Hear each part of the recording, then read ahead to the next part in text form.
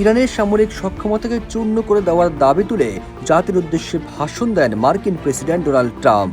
একই সঙ্গে তিনি হুমকি দিয়ে বলেন, আগামী 2 থেকে 3 সপ্তাহে তারা ইরানে ব্যাপক হামলা চালাবেন। তবে তার এই বক্তব্য শেষ হওয়ার সঙ্গে সঙ্গেই দখলদার ইসরায়েলকে লক্ষ্য করে মিসাইল ছুড়েছে ইরান। প্রশ্ন উঠেছে, ট্রাম্পের বক্তব্য শেষ হওয়ার সঙ্গে সঙ্গে কেনই হামলা চালিয়েছে ইরান? এর পেছনে কি বার্তা দিচ্ছে দেশটি? তবে অনেকে বলছেন, ইরানের এই ক্ষেপণাস্ত্র হামলায় ট্রাম্পের হুমকিকে নতুন চ্যালেঞ্জের মুখে ফেলেছে। ইরান প্রস্তুত যুগে থাকার যোগ্য, তাদের আবার সেখানে ফিরে নেওয়া হবে বলে হুমকি দিয়ে ট্রাম্প বলেন, আগামী 2 থেকে 3 সপ্তাহে ইরানে ব্যাপক কঠোর হামলা চালাবেন তারা। আর এই সময়ের মধ্যে ইরানকে তাদের সঙ্গে চুক্তি করতে বাধ্য করা হবে, নয়তো দেশটির বিদ্যুৎ অবকাঠামো লক্ষ্য করে হামলা করা হবে।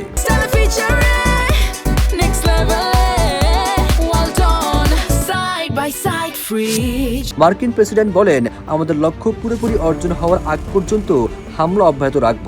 তবে ট্রাম্পের এই বক্তব্য শেষ হওয়ার সঙ্গে সঙ্গে ইসরায়েলে একে একে মিসাইল নিক্ষেপ করে ইরান। এমন তথ্য প্রকাশ করেছে সংবাদ মাধ্যম আল জাজিরা।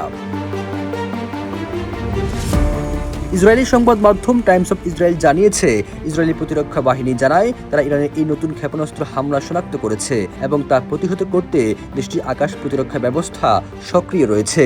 এই হামলার সঙ্গে সঙ্গে তেল আবিব সহ ইসরায়েলের মধ্যাঞ্চলে বেশ কিছু এলাকায় সতর্ক সংকেত বা সাইরেন বেজে ওঠে। 2 এপ্রিলে হামলার ঘটনা ঘটে। গত কয়েক সপ্তাহ ধরে মধ্যপ্রাচ্যে উত্তেজনা চরমে। একদিকে মার্কিন ও ইসরায়েলি বাহিনী ইরানের ভেতরে কয়েকশো লক্ষ্যবস্তুর উপর আঘাত হানার দাবি করছে, আরেকদিকে ইরানও নিয়মিত ক্ষেপণাস্ত্র ছুড়ে পাল্টা জবাব দেওয়ার চেষ্টা করছে। সবুজ আলম, নিউজ ডেস্ক, ইত্তেফাক।